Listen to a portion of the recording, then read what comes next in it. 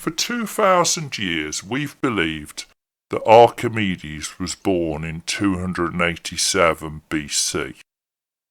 But some people have started to argue he wasn't. He was born in 287 BCE. Now, for 2,000 years, we've had an agreed understanding of how dates work. They start from the birth of Christ, they go forward and backwards. And yes, that's obviously founded in Christianity, and that probably comes from a lot of history books being written by Christians. And it's become a fairly universal. You have to have a start point, right? Celsius and Fahrenheit, they both have a 0. And there are different calendar systems. We use the Gregorian, which is BC and AD. But Muslims use AH, Anno Hijri, I believe, the year of the Hijrah. Well, you can change dates, you can change measures. Why do we have a day being the length it is? It's how long the world takes to turn around. It's just an observation from this planet. A year? How long the world takes to go around the sun. It's an observation again. It's not a real thing across the universe.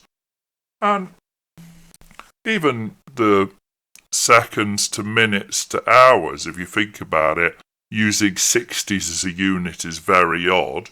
From my understanding, it goes back to the Assyrians, and they used a knuckle counting system.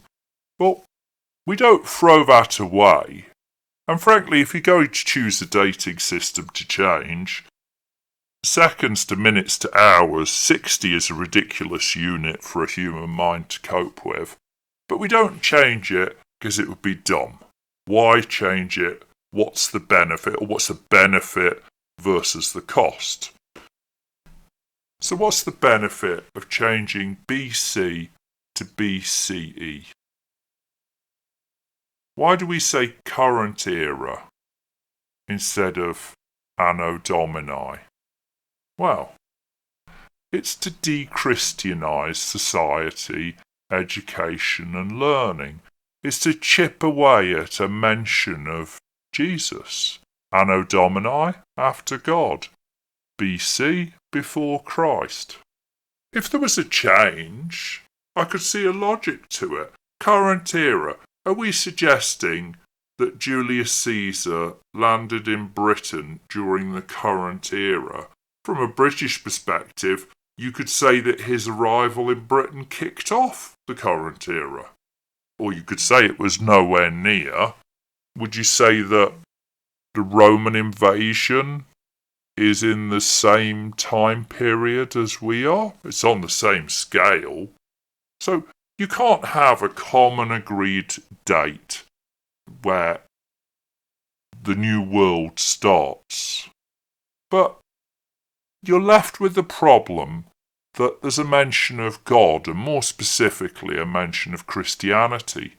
So schools have been slowly reprinting their textbooks, slowly changing their homework, slowly training children to use current era. Of all the things we had to change, was this really one? Or was this just a deliberate secularisation?